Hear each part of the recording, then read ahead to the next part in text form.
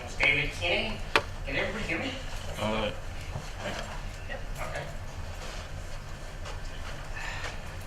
I have been developing web applications since about 1997, and I started a solo internet startup a decade ago. I didn't do well, and I went back to working for a living in engineering. Recently, my day job is mechanical engineer in construction for the Federal Civil Service. And on the sideline, I work on this, RDB host. Is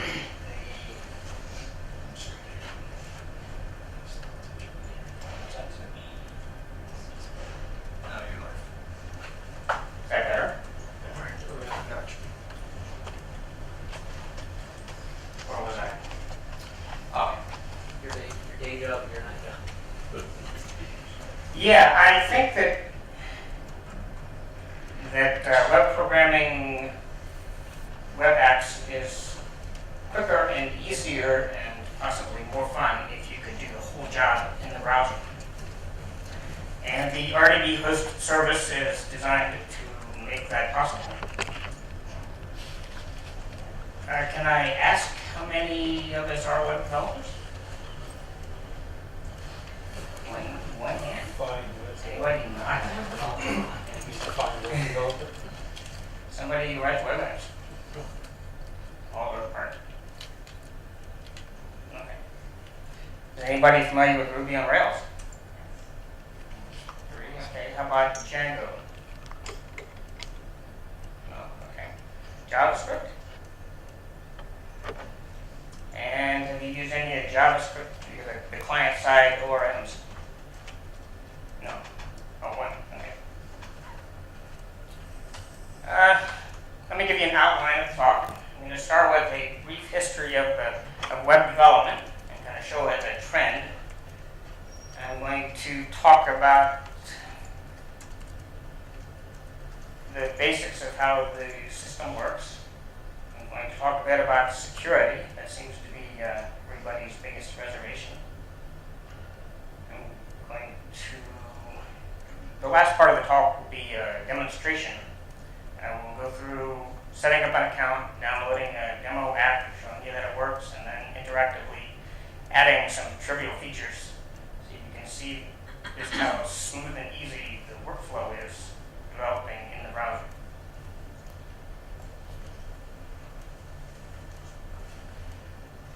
Back in 1997, when I started developing web apps, the stack was kind of like that. There's a database at the back end, browser at the front end, and your app did everything. It got the request, it created a complete page, sent it to the browser. If you needed emailing or credit card processing as part of your app, you built it into the server-side code. Okay, over time, we learned how to use Ajax. And the Ajax model is what I think most apps are now. And the pages, including the JavaScript code, get sent on the initial page request. And then the JavaScript app runs in the client and it makes requests to the server interactively as the user interacts with the app. And the results they get from the server are then woven into the page. Okay, over time, we also got server-side frameworks. Django and Rails were both released to the public around 2003, give or take a year. And it's also the same year that Google Maps came out and really made Ajax apps popular. At this point, we're still handling banking interfaces and emailing in the server app. This is like, 2007. Another couple of years. Our server-side frameworks are still with us. We also have client-side frameworks. Backbone, Knockout, Angular are popular frameworks. And we're also seeing web services. If you want to handle credit cards within your app, you can use Stripe.com.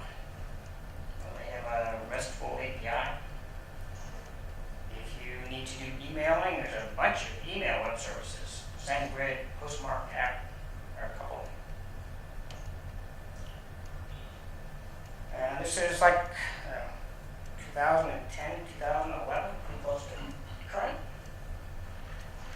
Okay, this is the model I'm serving. RDB host does, I should have explained.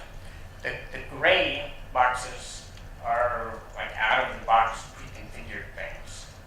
You don't program them. You might configure them, but you don't program them. And the blue boxes are your web programming burden. And in this model, you're writing a server-side apps around the framework. So the framework is part of the work. And on the client side, you're writing code there too, around the framework. Okay, with RDB host, there is no server programming involved. You write code in JavaScript in the browser. And RDB host does whatever is required to make it work. If you need credit card processing or emailing, we have a proxy that interfaces to third-party services for those functions. Okay, let me talk about REST. Okay.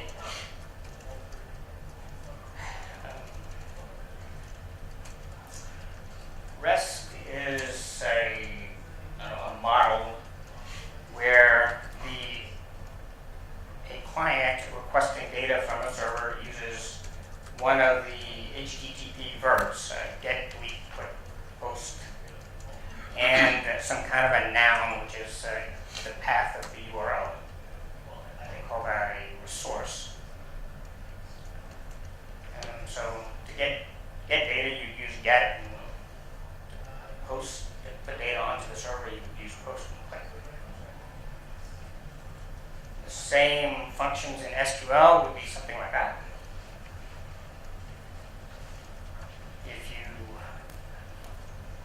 If you're programming the whole stack, you would have to write code. You would have to write some client code to make the RESTful, a client code in JavaScript to make the RESTful requests to the server.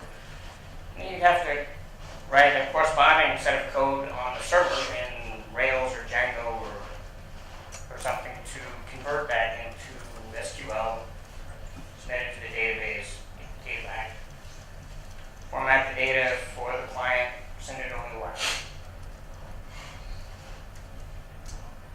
Okay, there's one example request in both forms, and note each form has a verb and a noun, and the server-side code is just converting from one to the other. Some of you use ORMs. Again, this example is from Ruby on Rails. A verb and a noun.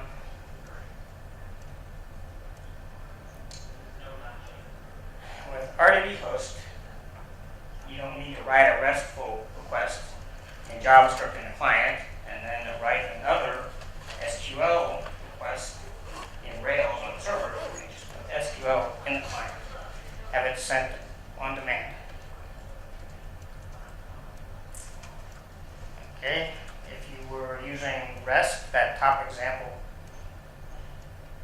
would be something you might write. And the RDB host using our jQuery plugin library, you would use code like this instead.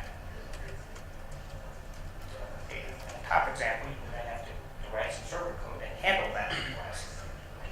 With this example, RDB host just handles it for you.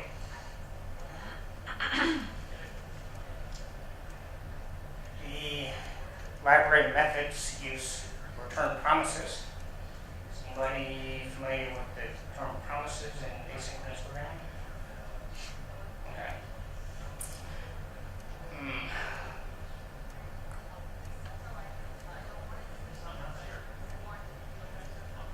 How about callbacks?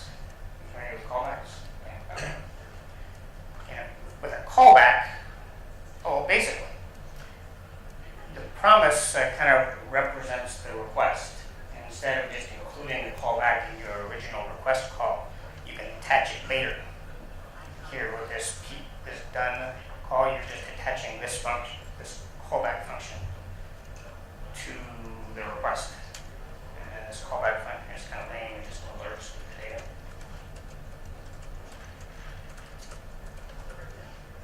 Most many web applications you want emailing capability.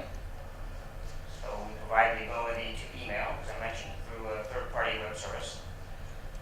And this is kind of a low-level view of the function.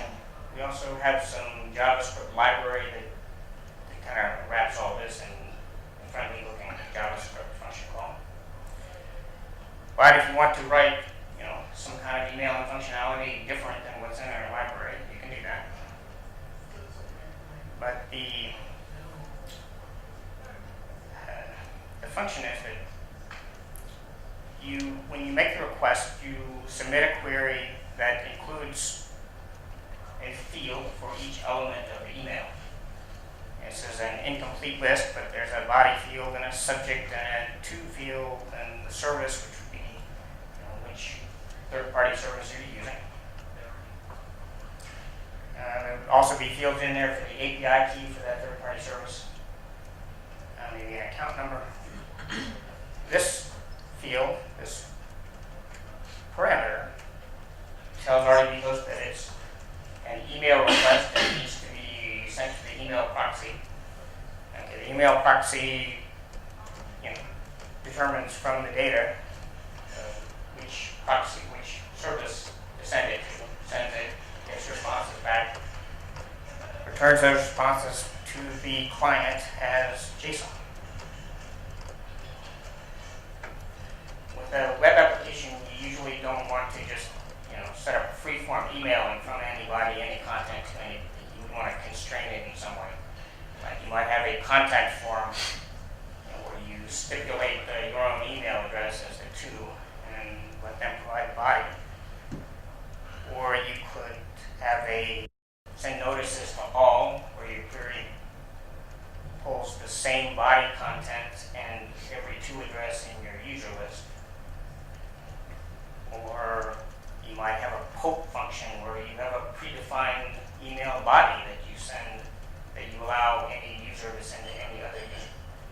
But you can constrain how the emails are handled by what's in the query results. And it's one row per email, so you can send arbitrary numbers.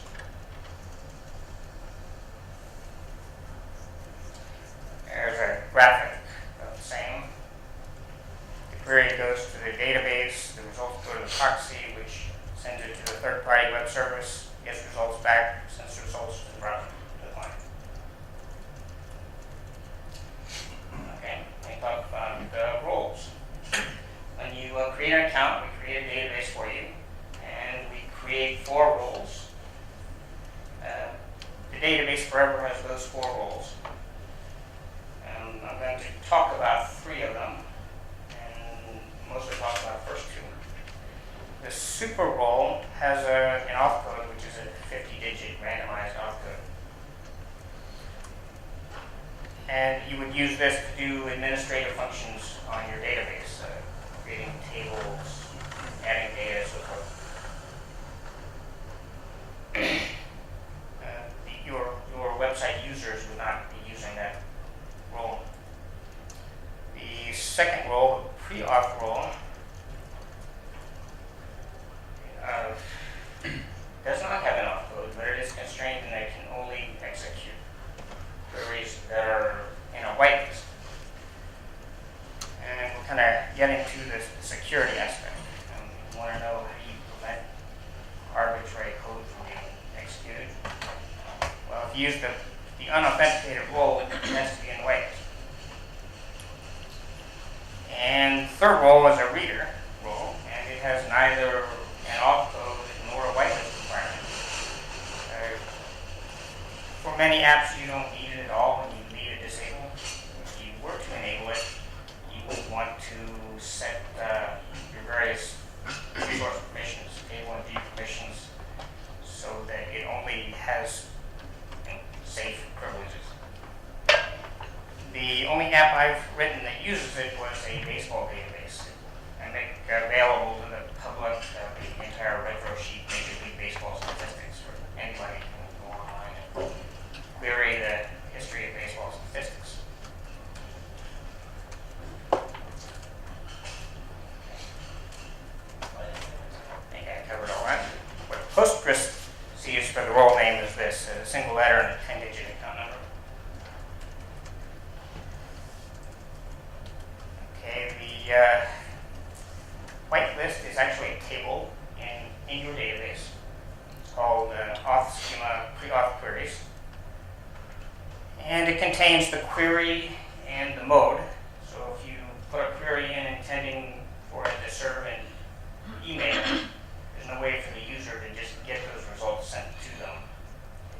It must go to the email proxy because that's the way it's wiped. I mentioned credit cards. They work similarly to the email.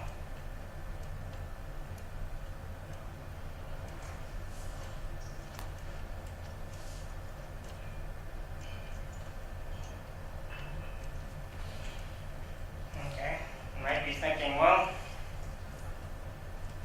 so I don't have to program the server. But now you're telling me that I can only execute queries in the whitelist. Isn't creating this whitelist just as much of a pain in the ass as programming the server? Now I'll try to make it easy. You can put the account in training mode, and the training mode is IP specific. So the server recognizes the registered IP address as allowed to train the whitelist. And then you just exercise your app or exercise your test suite or somehow submit every query that needs to be whitelisted. And the whitelist is populated. And afterward, you can go back to the server, to the account, turn training off, deploy your app.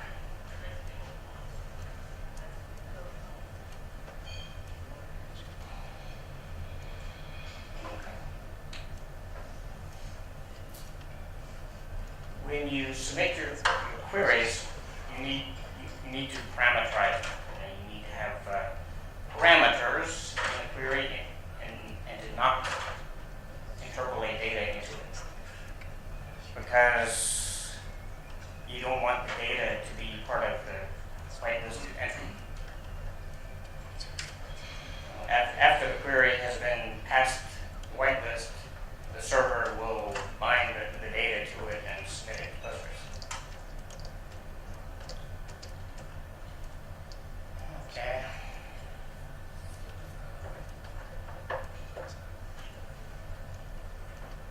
We have a Python module. If you'd rather, or in addition to your web app, you want to use Python to interact with the database, we have a Python module. A couple of years ago, Google started indexing, well, they introduced the ability to index Ajax content. Google, for their own reasons, doesn't want their robots running client-side JavaScript. So apps that rely on JavaScript to populate the page after loads have traditionally not been indexed by Google because it's not in the page when Google reads it. And the same is true of the other indexers. A couple of years ago, they introduced a method to get your Ajax apps indexed. And that if Google finds the appropriate hints in the page, it will resubmit the request using predetermined URL parameters. And if your server recognizes those, it can generate the full page and send that to Google so that Google will index the full page.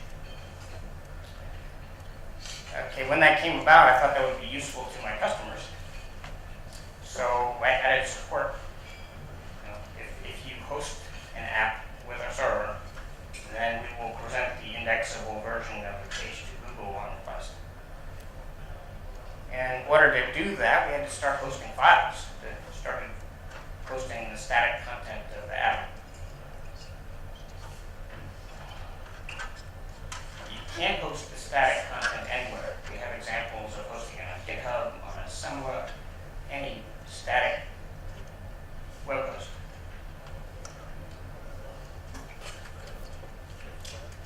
In order, if you want your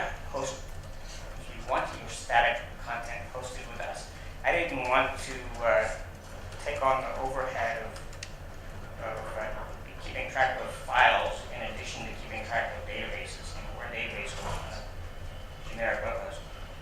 So I added a Suedo files table to the database, and you can put file content as blobs into this Suedo files table. And when someone requests a file name from your account, it delivers the content of that blob. To make it easier to populate that Suedo files table, we have an SFTP server. You can put files up and manipulate them using any SFTP client.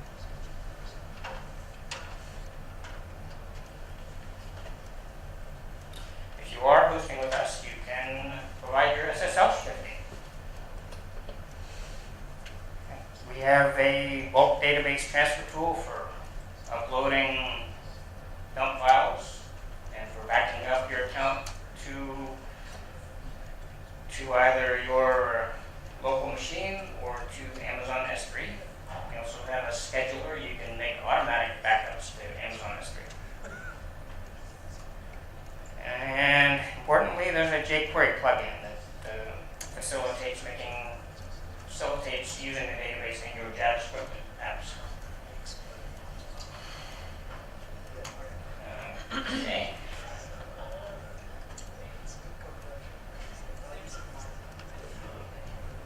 Does anybody know CORS? CORS is an acronym for Cross-Origin Resource Sharing. It's an extension to HTTP. HTTP has a restriction since early that you can't make requests from a page to another domain over the same origin host. So the cross-origin resource sharing extension changes that and says you can make requests to your own domain or to any other domain that gives you permission. And there's headers in the protocol that handle the determining permission. Well, CORS is relatively recent, and even now you can't really do file transfers with CORS. I mean, the very newest browsers kind of support direct file access and serializing files and spanning them as data elements. The RDB host library will do file field upload on even old legacy browsers.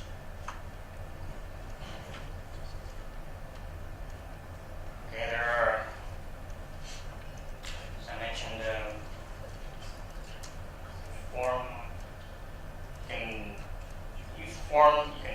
you can use an AJAX-like call, which I illustrated before, post data, which just takes all the request data, request parameters as parameters.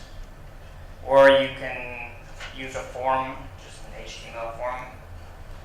And then there are ways to just get a URL from RDB host that you can provide to an AJAX call. And these are intended to support client-side frameworks like Angular, Backbone. Okay, I mentioned when I talked about emailing before, I mentioned that was kind of a low-level view. We have a utility library that has easier-to-use methods. Okay, why is RDB host better than some alternatives? Well, it removes one layer from the website. You don't have to do that Ruby on Rails or Django programming. It takes one language out of the stack. And it may not apply if you're using JavaScript the whole stack. Okay, all your code is in the browser, and browsers these days have very good debugging support.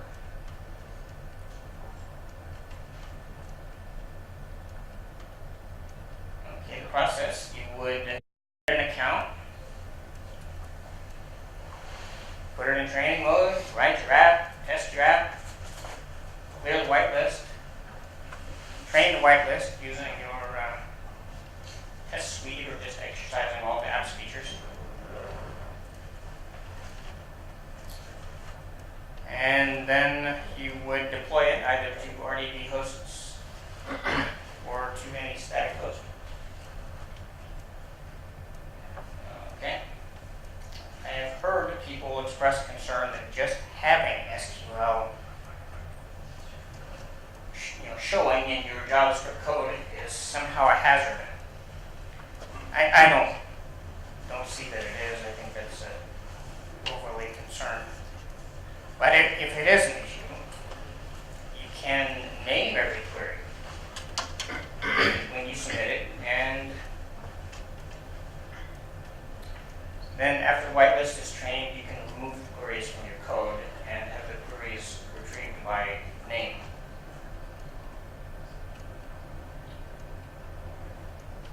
And now I'm going to show you a demonstration.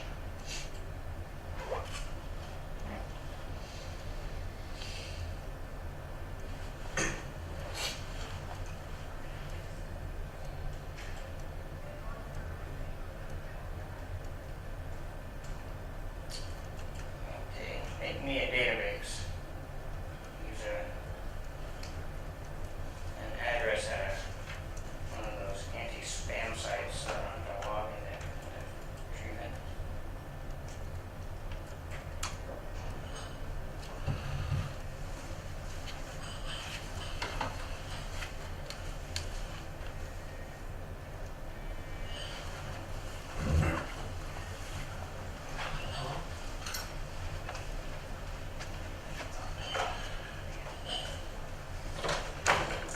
And there's our welcome email.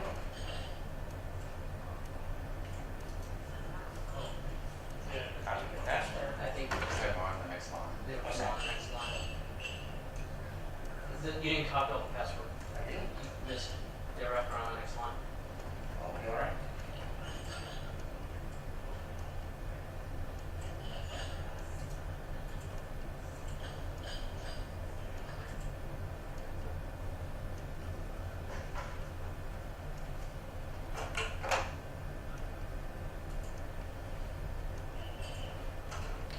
And we use a password Chicago.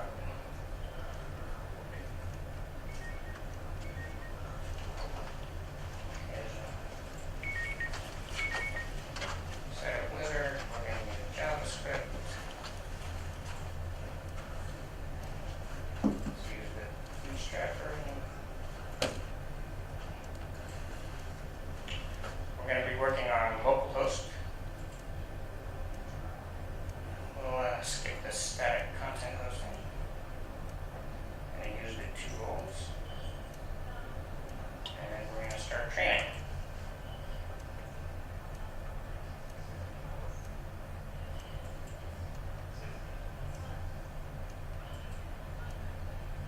Okay.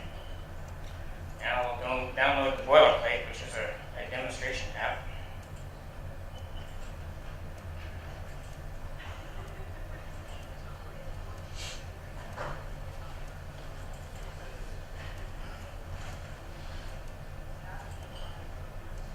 So, Okay.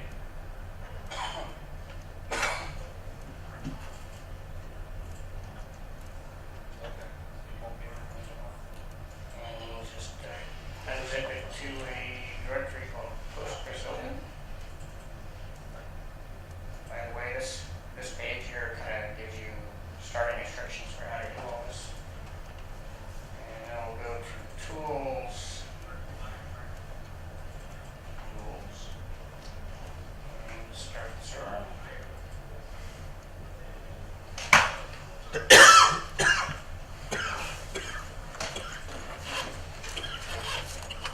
And now we load localhost 8000 and there's our demonstration page. We're going to use the database demo.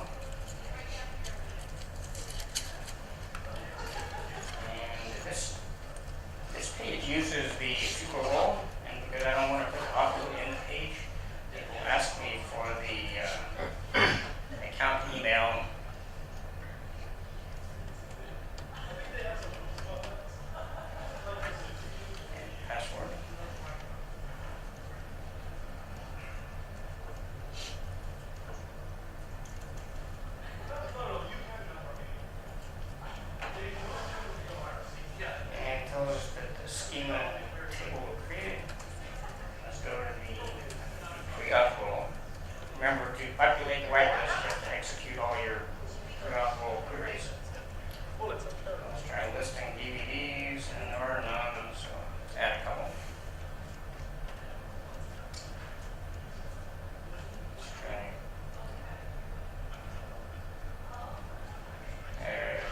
name a DVD. Blues Brothers. Blues Brother. Cars too. And is that good? Oh yeah. Okay. So we'll give it a 9. And now we list, and it's there. Let's enter another one. Cars. And I think this one's 10. And let's try entering some bad data. And the Postgres error is just delivered to us here in the browser. And invalid input syntax for type double procedure. Okay. Now let's go back to the website and look at what we've done in the database. Okay, this is the admin utility. This is actually a web app that runs in your account. You could, it's on, the source is on GitHub. You could fork it and run it on localhost. You know, add features if you like. Let's see, where was I going? Oh, this is the whitelist. Okay. And there are 2 queries. A list query and our insert query. We also have a log table here. All of the queries that are submitted are logged into this log table. There's another page on the site that presents it a little more, let's say. And here's our DVD's content. There's the structure of the table.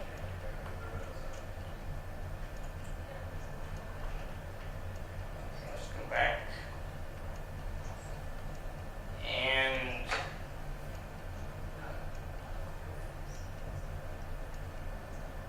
let's edit it a little bit. Open developer tools. Let's go to settings. Okay, we've got cache disabled. There's some workspaces. Let's add our workspace. There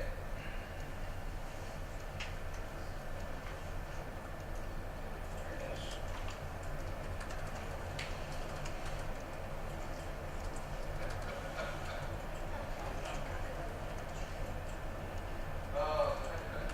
Okay, and then to tell it where we want this file, we'll save it. Oh, got it.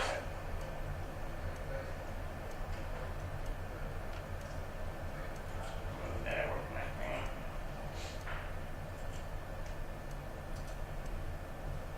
Add a new network mapping.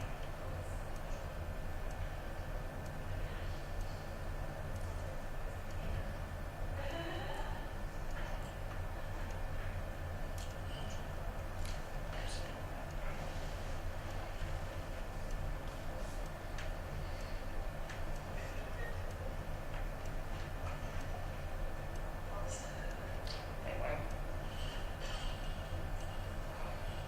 Let's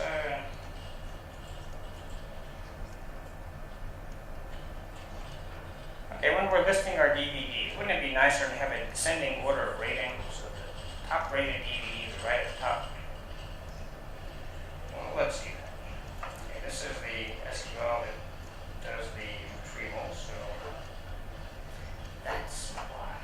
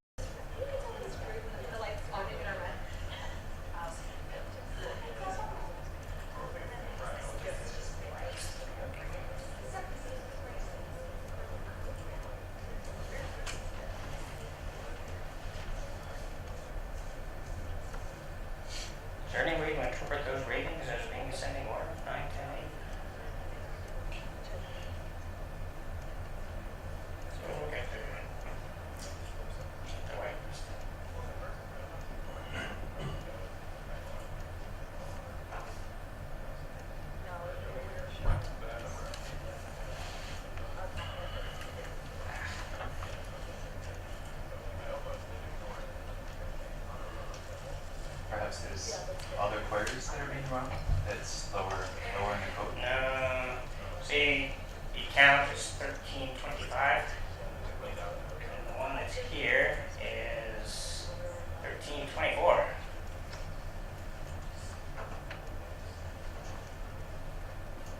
It's the one I did in rehearsal.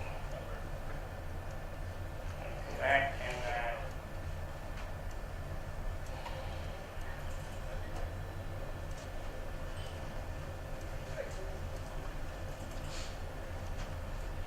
kill the server again.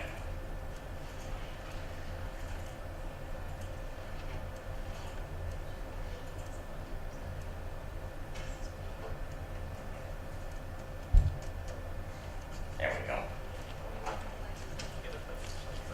And we'll start again.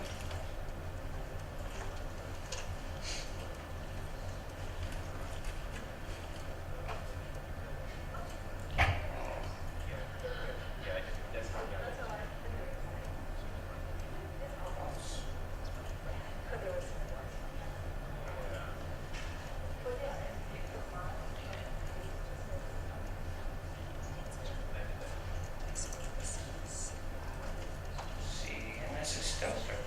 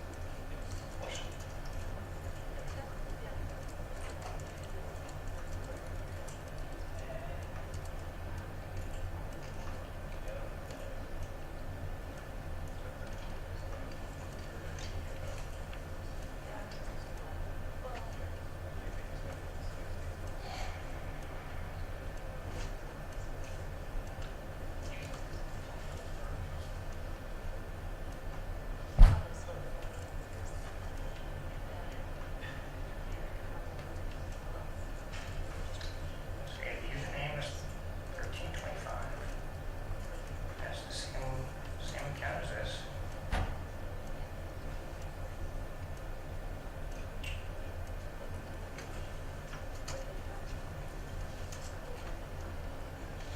Our live demo is fun.